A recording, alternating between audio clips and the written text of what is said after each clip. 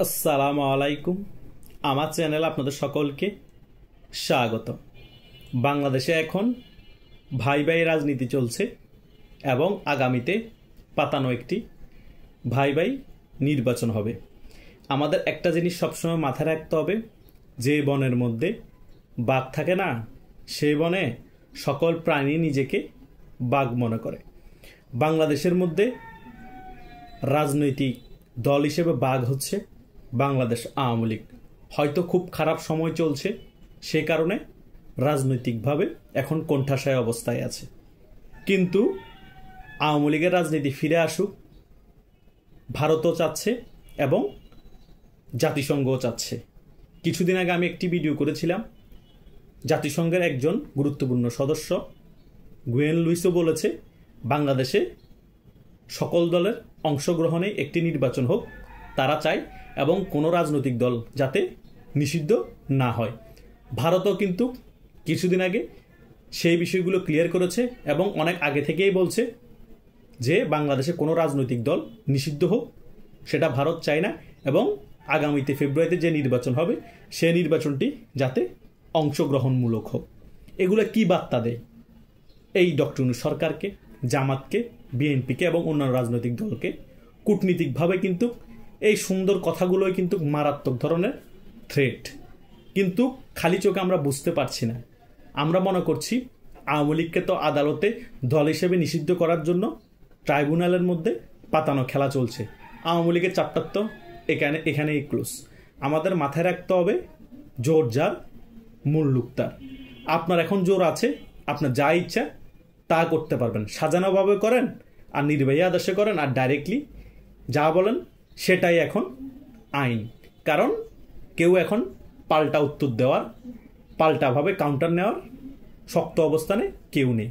আবার যখন আওয়ামী লীগ শক্ত অবস্থানে এসে আইনের বাইরে গিয়ে আরেকটি গণ অভ্যুত্থান ঘটিয়ে বা আন্দোলনের মাধ্যমে আগামীতে যে সরকার আসবে তার পতন ঘটাবে বা এই সরকারের পতন ঘটাবে, তখন আবার আওয়ামী লীগ যা বলবে তা আইন হয়ে যাবে। কারণ তখনও জোর যার মুল্লুক তার।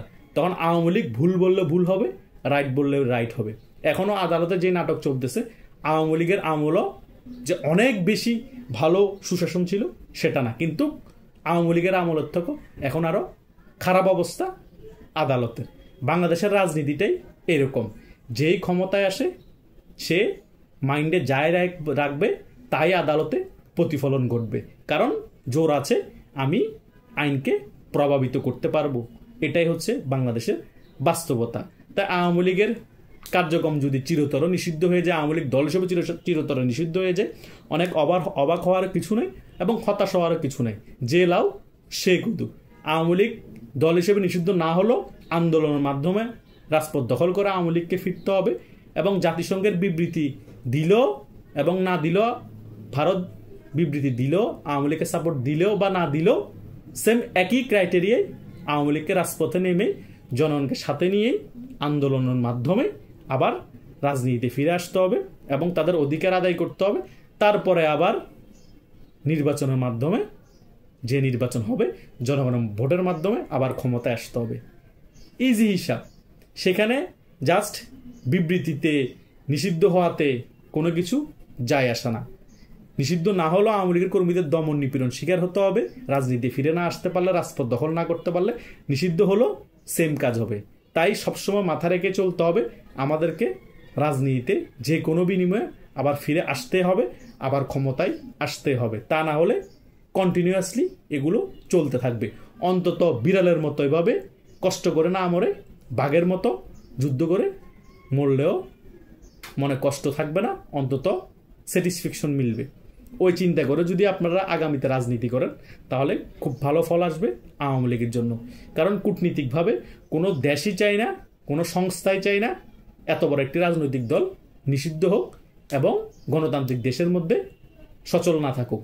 সেটা গণতন্ত্রের জন্য হুমকি, ওই দেশের জন্য হুমকি, এবং বহির বিশ্বে যতগুলো গণতান্ত্রিক দেশ আছে সে সকল দেশের জন্য হুমকি। এবং যে সকল সংস্থা পৃথিবীর মধ্যে গণতান্ত্রিক কথা বলে সে সকল সংস্থার জন্য লজ্জাকর যে একটা দেশের মধ্যে গণতান্ত্রিক দেশ বলা হয়, গণতান্ত্রিক প্রক্রিয়া আছে বলা হয়, কিন্তু বড় একটি রাজনৈতিক দলকে নিষিদ্ধ করা হয়েছে এবং সেই দেশের মধ্যে ভাই ভাই রাজনীতি চলে। নিজেরা ভোটাভুটি করে, নিজেরা আবার ক্ষমতায় চলে আসে, নিজেরাই সরকারি দল, নিজেরাই বিরোধী দল। এটার নাম হচ্ছে টুইন পলিটিক্স, যেটা বাংলাদেশে 5 আগস্টের পরবর্তী সময় কিছুদিন ঘটেছিল।